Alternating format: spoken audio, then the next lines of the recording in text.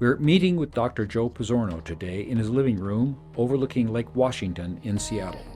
Dr. Pizzorno is a naturopathic physician, author of the Encyclopedia of Natural Medicine, president and co-founder of Bastyr University, editor-in-chief of the Journal of Integrative Medicine, and author of the Toxin Solution, an 8-week program to detoxify your life. Dr. Pizzorno and his team worked with Galahad Life Sciences to examine over thousands of peer-review articles, scrutinize more than 500 studies in detail, and guide us on our journey as we developed a new mineral electrolyte that improves mitochondrial function. He is part of our quest to live long, live well. This is the first of a series of conversations with Dr. Pizzorno. In this episode, we talk about Bastyr University, the leading integrative medicine university in the Pacific Northwest, which he co-founded. Please leave your comments below. Dr. Pizzorno and I will do our best to respond to your questions. We do not offer medical advice. We are here to clarify thinking about one of humanity's greatest challenges, aging.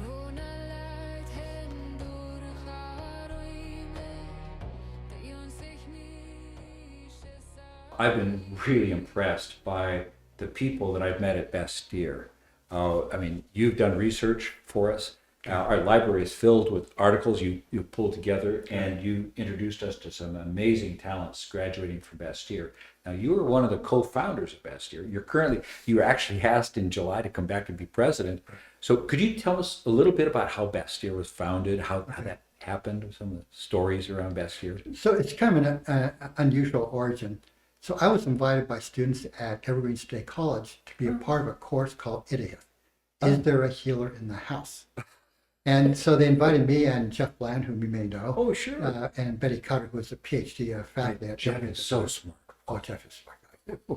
He and I go way back. Yeah. Anyway, so they invited us to be the visiting faculty, adjunct faculty for this course. Mm-hmm. As they taught the course, we had about a dozen students. And they just loved what we were doing. They said, we want to continue this. I was thinking, well, maybe we should start a new school of naturopathic medicine and do it right this time.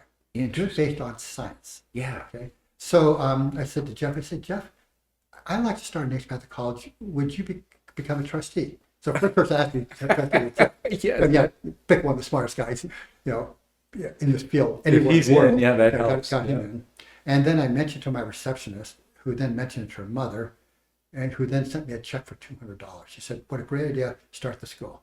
So I started what was then named the John Bastyr College of Naturopathic Medicine with a $200 donation for a grateful patient. And what was interesting, I had always been disappointed in my performance with this patient because I was never able to cure of her rheumatoid arthritis. So I was thinking I didn't get to cure. She thought I was a great doctor because I got her 75% to cure. She was able to dramatically decrease the drugs she was taking. From her perspective, it was great. From my perspective, I wanted to win. I wanted to cure her. And I didn't quite figure out how to cure her. So that's where we started. Well, then did you have a facility then, or clinic, or something? So then I got together with some of my friends, Dr. Les Griffiths, Dr. Bill Mitchell, Sheila Quinn, and we got together and say, hey, let's do this together. Okay. And so we were sitting around the kitchen table, and everybody's saying, well, Bill said, well, I'll recruit students, and Les said, well, I'll teach some class. And I looked around and said, well, I guess I'll be president. Yes, we need some organization, right? Yeah. So I created Bastyr with $200. Amazing. People will find it utterly amazing. Yeah. I actually there's a fun anecdote that goes with this. Mm-hmm. So as Bastyr became really successful, known worldwide as the expert place for most advanced place for natural medicine, some naturopathic doctors in South Africa had convinced the government there to fund a naturopathic school. Oh. And they got the government to actually pay to send them out to visit with me, see what we're doing, show them what was going on. Yeah. They were so impressed with what was going on. And then we sat down for lunch and they said, okay, now, how much money did you get? What was your endowment? I looked at them and said, $200. And literally, their mouths dropped open. They looked at each other and said, good old Yankee ingenuity. To even sure they did not tell that to the government.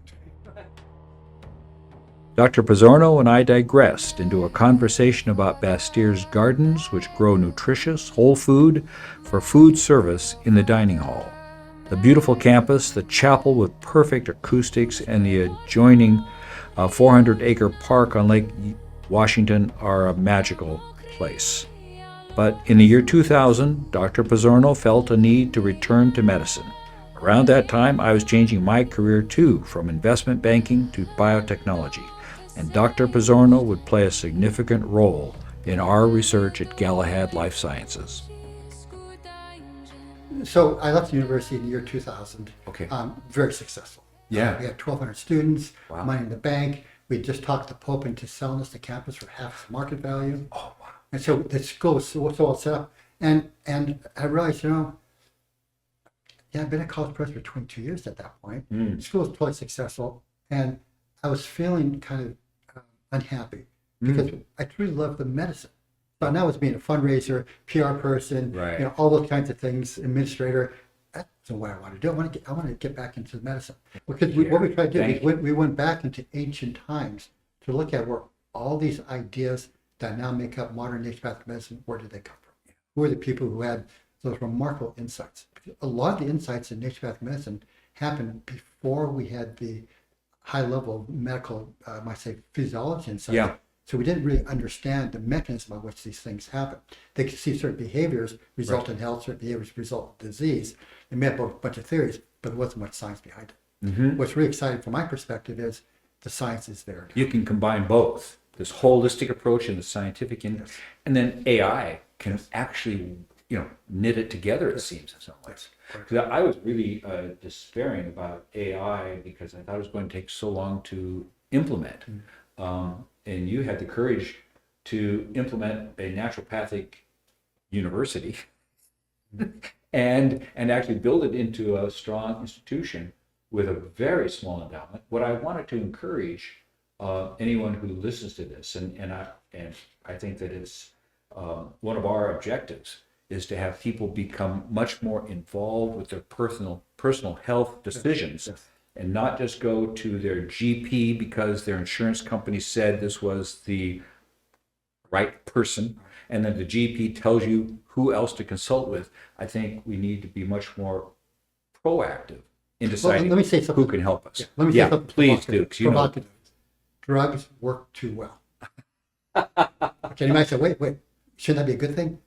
Most drugs, all they do is turn off the symptoms of the body breaking. That's right. And that's the big problem. And you think you've got results. You thought you got better because the symptoms went down or the laboratory test got better. Yeah. But in terms of the body's physiology, it did not deal with the reason why the body's physiology was not working properly, which is why you got the symptoms. And so the underlying causes continue unabated. Yeah. And that's one of the big problems with conventional medicine. The drugs work too well. Yeah. But people have to realize that, yes, we need conventional medicine. Actually, let me blow that up a little bigger. Yeah. When you look at the history of medicine, you might say there's basically two schools of thoughts. Lots of different professions, but two schools of thoughts.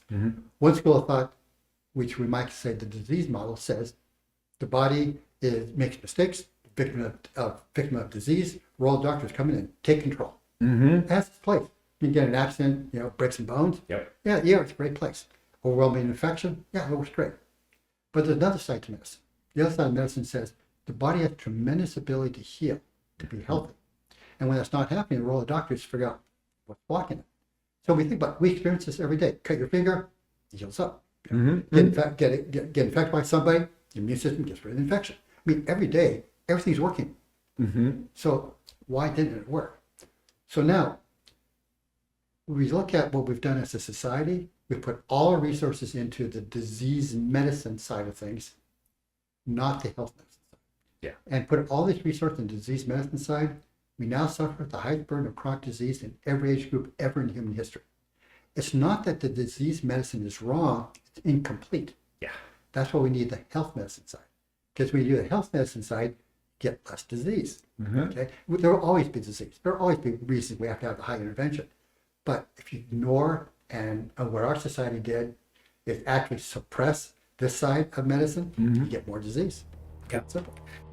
Dr. Pizzorno and I turn our discussion to the approach of allopathic medicine, the highly specialized medical doctors that graduate from our best medical schools, and compare that with the integrated, holistic approach used in the field of naturopathic medicine. I think Dr. Pizzorno and I agree. Different health conditions require different approaches, and naturopathic medicine requires a more proactive patient. You know, that reminds me of a story. I had an interview just 2 days ago with my GP, and we went down the whole list of things that were going on in the body, you know, all the blood work and all that sort of stuff. He says, hey, you've got nothing going on. And I said, hold it. I am incredibly healthy. And so looking at it as though I don't have anything going on is totally focused on disease. That's all they know. They how to find disease. I mean, great. They know how to find disease. Yeah. But that's not the whole story. Yeah.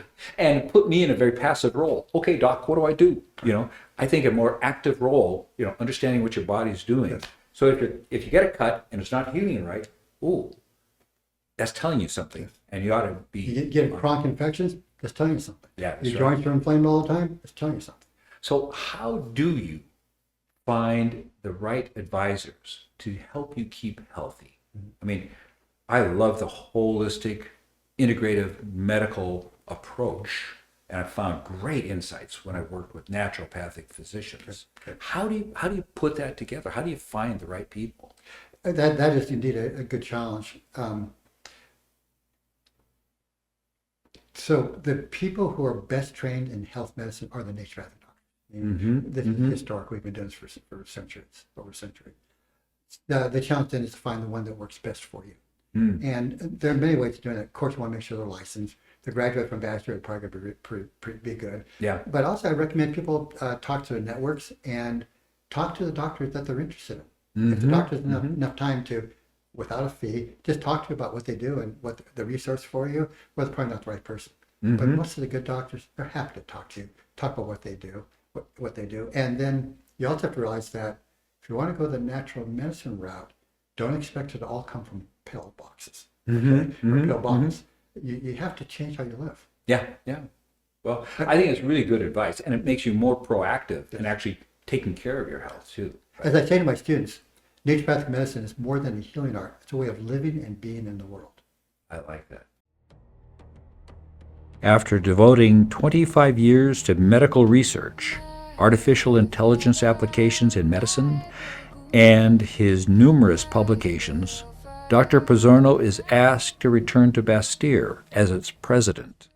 So let's go back to why was I invited back in July? Yeah, please. So unfortunately, the succeeding leadership after I left 25 years ago, some were good, some weren't so good. And the most recent ones were really problematic.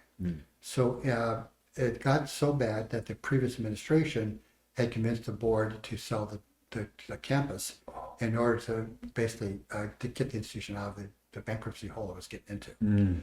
So when the community heard about that, community leaders came forward and gathered a coalition of 600 people to go to the board of trustees to say, no, you can't sell this campus. It's unique in the world. And selling assets to cover a family business model is not a good long-term strategy. As an investment banker, you're spot on. Yeah, you just just can't do that. So this group got together and they, over several months, kept saying to the board, there's problems. The board was responding. They then came to me and said, okay, would you help come and save us? I said, no, but if you put together a coalition, yes. Yeah. So they got together a coalition, said they pledged some money. And so we went to the board and said, okay, we've got some money, got some leadership people trust want to come back in. Half the members of the board resigned. We got rid of the old president, and then we came forward. And here's what we found in July. Now, if I'd known that then what I know now, I may not have said yes. So they had left $14 million in the previous 3 years. Oh my God! Now we're a kind of small nonprofit. Yeah, $14 million, huge, horrendous. We're given a budget that was $3 million in the hole. We had defaulted on our bank loan, and the bank began the process of. And basically, we're forced us to sell the campus because the resources weren't there. We had $2.5 million in accounts payable that are 90 days old. How much? 90 days old. No, how much money? $2.5 million. My God. And then we're under show cause from the credit agencies for loss of accreditation. We weren't financially viable anymore. And the Department of Education said, you're in such a bad condition, we're not going to give you any more student loan money unless we come up with a $15 million line of credit. Problems we're finding were just stunning. Oh, and then student body, which was 1,200 when I left, was down to 705. Mm. Okay, so lost almost half the tube. So that's what we found when we got in. I'm shocked. Oh, I'm shocked. I did not know it was that bad. oh, it's just terrible. And they add to it $20 million in deferred building maintenance and needed upgrades. Yeah. And it's just it's Mhm. unbelievable. Well, I love Bastyr. It's a beautiful place, and the people it's training and educating are fabulous. What is the condition now? And I would really like to help. I'd like to suggest that people donate to Bastyr. Please. I think you are on an amazing mission.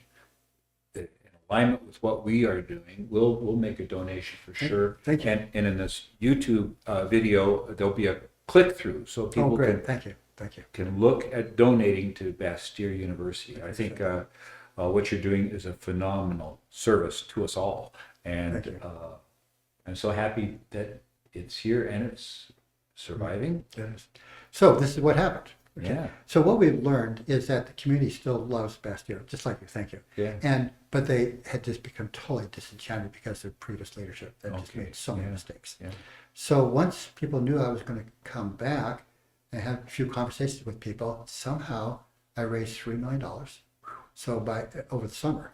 So by raising the $3 million meant we were not forced to sell the campus because it was up for sale, and we had our biggest bid was like $65 million. I mean, it was pretty attractive. Yeah. But it would have meant losing that special 50 acres surrounded by 400 acre state park. Yes. So we raised $3 million. We had a wealthy woman from the community come forward, who had come forward to the previous president, made the same offer, came forward to me and said, I'm willing to buy the bank out and re-loan the campus to you. So she bought the bank out and gave us back the loan at half the interest rate and with no payment of principal for 6 years. Okay, so now we saved the campus. Dr. Pizzorno, now nearing his 80th birthday and in vigorous health, shares lessons from his return to Bastyr. I urge you to consider donating to Bastyr's scholarship fund in the comments section below. Thanks. You know, Joe, I just want to say one other thing. Credibility is incredibly valuable.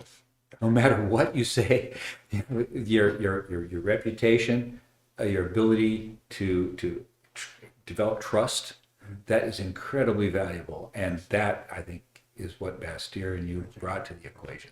Thanks. That's probably that reminds me of two other things I should have said at the beginning. We also found that the teaching clinic had become way too allopathic, doing way too much drugs, not enough natural medicine. And when you walk the campus, what few people were on campus, everybody's rowdy, everybody's unhappy. It was just a totally depressed place. Okay. So step by step, we restored the institution. So we got the funding, so we didn't have to go bankrupt right away, or be forced to sell the campus. We got growing community support, and then we were able to demonstrate to our accrediting agency we're now financially stable. So just a few weeks ago, the show cause order was lifted. Very, very exciting. Congratulations. Yes. And when you look on campus now, people are smiling. There's 3 or 4 times they made cars in the parking lot. In the clinic, and now going back to its roots of natural medicine. Yeah. So just things are going in the right direction. Very, very powerful. Yeah. Well, I want to recommend that people take a look again at the opportunity below in the YouTube video to make a donation to Bastyr. And I remember one of my first impressions of Bastyr was when I saw the graduating class. They all have the individual picture. Every one of those people look happy and healthy. Yes. It was a very stark contrast to most of the allopathic schools where I've seen them, and even law school, where you see the graduating class, nobody looks healthy or happy. But Bastyr is a terrific story. Joe and I are taking a short break. Our conversation continues to explore his personal regimen to stay fit and healthy, and his most recent book, The Toxin Solution, an 8-week program to detox your life and the future of artificial intelligence in maintaining our health. Click below to follow the rest of the conversation.